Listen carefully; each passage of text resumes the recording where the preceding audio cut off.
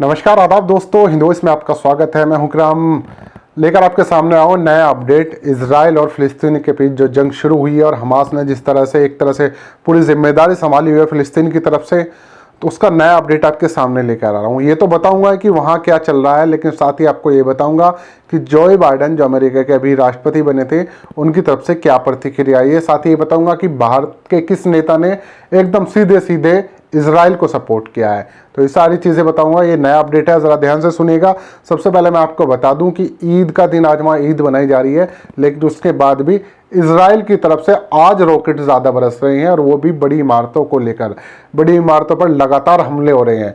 Israel वैसे तो वहाँ से हमले इधर फिलिस्तीन में ज़्यादा कर रहा है, गाज़ा में ज़्यादा कर रहा है, लेकिन उसके यहाँ अंदर छोटे छोटे कस्बों में जहाँ पर हिंसा ज़्यादा भड़क रही है, अब वो अपनी हिंसा से परेशान है, क्योंकि प्रदर्शन और हिंसा और दंगे वहाँ पर ज़्यादा शुरू हो चुके हैं इजराइल के अंदर। अब इजराइल की फ़ौज ऐसे में दो जगह बट रही है।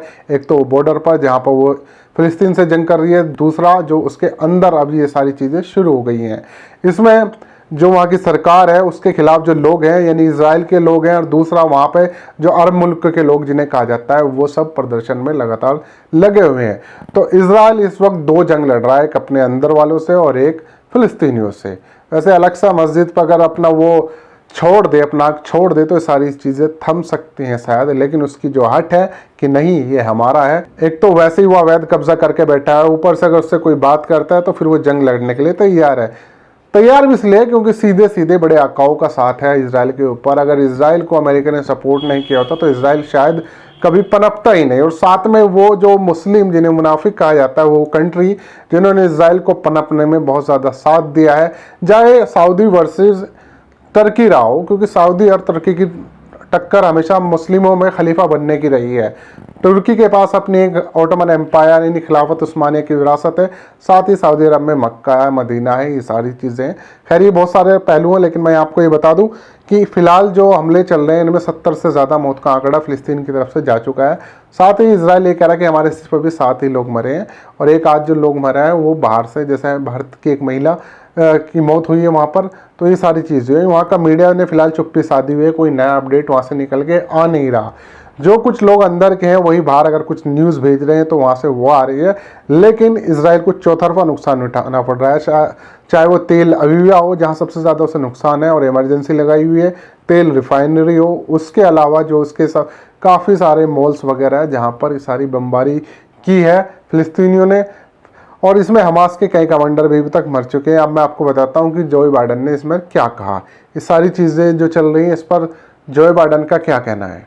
इसमें जो बाइडेन का जो लेख है मैं आपको पढ़ के सुना देता हूं कि उन्होंने क्या कहा और किस तरह से अपना पक्ष रखा, वो भी इजराइल के पक्ष में, क्योंकि यहाँ पर अमेरिका ने, चाहे ट्रंप हो या जो बाइडेन है, फ़र्क कुछ नहीं है। उनकी विदेश नीति कभी नहीं बदलती। वो जिसके साथ खड़े हैं तो वहाँ खड़े नजर आते हैं। यहाँ पर इन्होंने ये चीज़ कही है कि इजराइल को अपनी सुरक्षा करने का पूरा हक है। गाजा पट्टी और इजराइल के बीच 2014 के बाद सबसे ज़्यादा संघर्ष छिड़ा गया है इस वक्त। इस बात को उन्होंने अपने यहाँ व्हाइट हाउस में मीडिया से बात करते हुए कहा कि मेरी उम्मीद है कि वह संघर्ष जल्दी समाप्त हो जाएगा।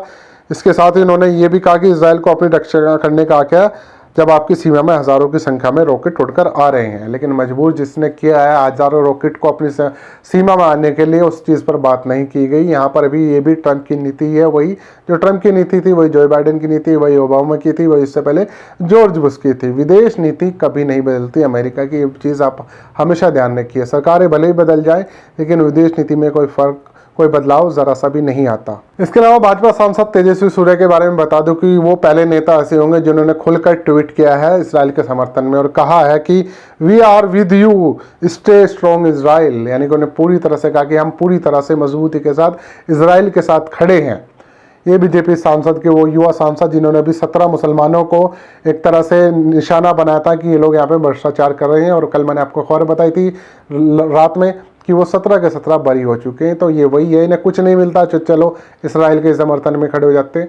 वैसे भी फिलहाल हमारे मीडिया ने और सोशल मीडिया ने और आईटी सेल ने मुसलमानों को लेकर और इसराइल को लेकर आपस में तुलना करनी शुरू कर दी है, और दोनों के पीछे खाई बनाने का काम शुरू कर रहा है। वो लोग इसराइल को ज़्यादातर समर्थन कर रहे हैं, ज़्यादातर आकर सोशल मीडिया पर इस चीज़ को कह रहे हैं कि हम इसराइल के साथ हैं, आप मारो मुसलमानों को जितना मारना है मारो। लेकिन दुनिया जानती है कि फ़िलिस्तीनियों पर किस कदर जुल्म हुआ है, उनकी ज़मीनें कब्जाई गई हैं। ये मैं नहीं कह रहा हूँ, ये यूएनओ का भी कहना है, ये तमाम सारे बड़े नेताओं का कहना है। यूएनओ पहले इस बात को कह चुका कि अल-अक्सा जो मस्जिद की प्रॉपर्टी है वो उनकी है और जेरूसलम का जो इलाका लगता है वहाँ तक वो उनका है। उल्टा इजराइल का ये कहना है कि हम इसको अपनी राजधानी बनाएंगे, हमारा अधिकार है, यहाँ पर हमारा मंदिर है, ये सारी चीज़ें चल रही हैं और झगड़ा लगातार बढ़ रहा है। और भारत के लोग जो हैं कुछ तथाकथित वही जो यहाँ पर राष्ट्रवादी, फर्जी राष्ट्रवादी, एक तरह से देशभक्त अपना को कहते हैं, वो इजराइल के समर्थन में खड़े हैं। वो ये भूल गए कि अभी इस कम्युनिटी को और वहाँ के मुसलमानों को टारगेट नहीं बना रहे हैं, ये चीज़ ध्यान रखेगा। वो टारगेट भी यहीं के मुसलमानों को कह रहे हैं कि देखिए वहाँ जो हो रहा है हम इसराइल के साथ हैं और वो मार रहे हैं मुसलमानों को। तो यहाँ पर उन लोगों को टारगेट करते हुए यहाँ के मुसलमानों पर तंज कस रहे हैं। अरे भाई, यहाँ तो आपके अपने भाई हैं, ये आपके हर दुख सुख में साथ खड़े हैं, आपके शमशान घाट से लेकर आपके अस्पताल तक, आपके मोहल्ले से लेकर आपके घर तक, हर जगह आपके साथ खड़े हैं। लेकिन आपको निशाना बनाना, क्योंकि पिछले कुछ समय से कुछ मिला नहीं है ना निशाना बनाने के लिए, तो इसलिए क्योंकि सोचा इजराइल के बहाने यहाँ के मुसलमानों को फिर से एक बार निशाना बना लिया जाए। फिलहाल ये बड़े अपडेट थे। तेजस्वी सूर्या प्रताप ने सीधा सीधा कहा कि I am with you with Israel, और जो बाइडन ने कहा कि भैया जो आपके घर में हज़ारों रॉकेट दागता है मैं उसके साथ खड़ा हूँ। तो ये तो आप फिलिस्तीन की तरफ से ही बोल सकते हैं कि वो सीधा सीधा आपके घर में अल-अक्सा मस्जिद, वो भी उनका घर है, वो अल्लाह का घर है, जैसे मुसलमानों के लिए एक पवित्र जगह है, तो वहाँ पर भी तो इसराइल घुसा था, आपने उनको नहीं कहा। खैर, ये सारी चीज़ें आप लोग कमेंट कीजिए और इस खबर को ज़्यादा से ज़्यादा शेयर कीजिए। दोस्तों, मिलते हैं किसी और नए अपडेट के साथ आपके सामने आऊँगा।